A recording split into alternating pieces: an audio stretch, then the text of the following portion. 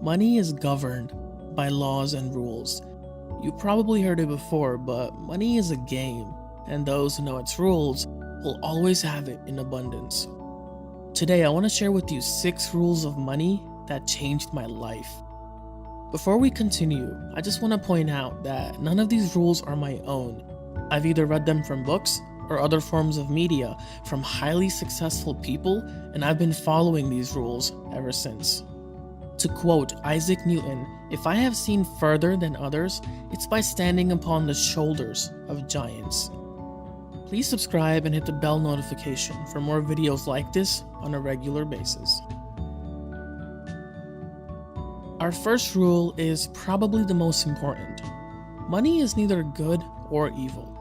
How many times have you heard money is bad? That simply just isn't the truth. Money isn't good either. Money is whatever you make it to be. If you're a good person, then you will use that money for good things. If you're a bad person, then you will use that money for bad things.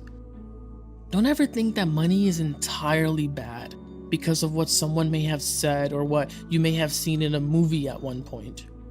There's a famous quote, and it's one of my favorites in regards to money. Money makes you more of who you already are. If you want to become financially successful, then you need to eliminate the negative viewpoint you may have towards money. A lot of people have a scarcity mindset. If John gets more money, then that leaves less money for me. If Kate is more successful, then I'll automatically be unsuccessful. A lot of people have this win-lose mindset, where if one person wins, then another has to lose. When it comes to making massive wealth, you need to think in abundance. There's plenty to go around for everyone. It's not money that's in shortage, it's your mindset that's the problem.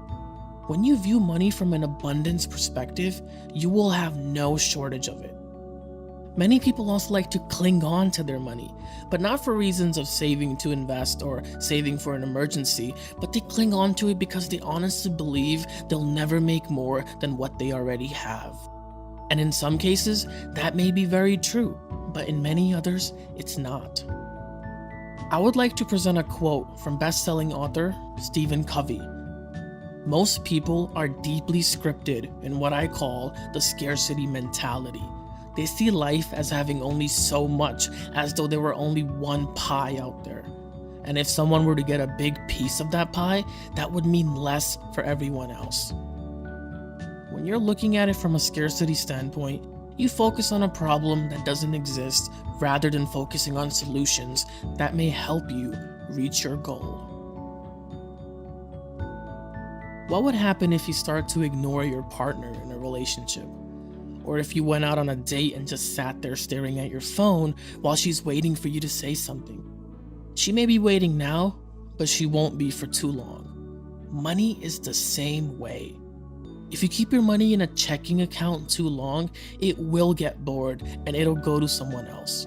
It sounds funny, but it's true. Instead, keep your money moving. What does that even mean, you may ask? It means try to keep investing your money and keep it working for you to help you make even more money.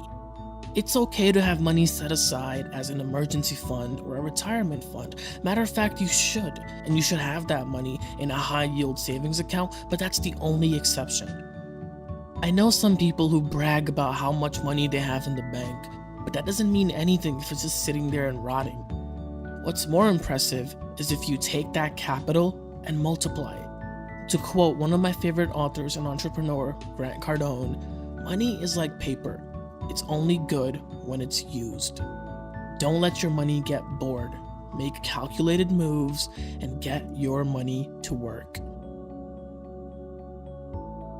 How many times have you heard someone say, "Gosh, if I had $1 million, I'd never work a day in my life again"?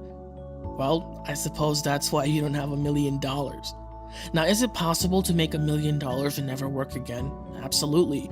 Is it probable? Probably not, and here's why. If you're self-made and worked from scratch to get $1 million, it would probably be very difficult for you to just quit and do nothing. Because by now, you probably understand that it's not about reaching the mountaintop, but staying there.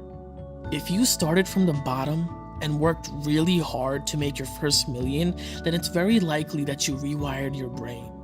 You would have had to change your bad habits and adopt new and positive ones to get to where you are. You probably understand the value of giving just as much as receiving.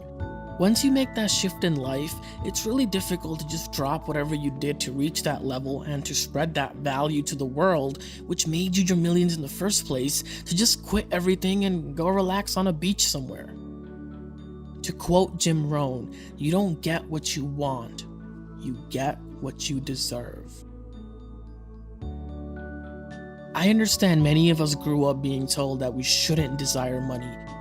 We were told we should be happy with what we have, and if we think even a little bit about more, then it'll make us selfish.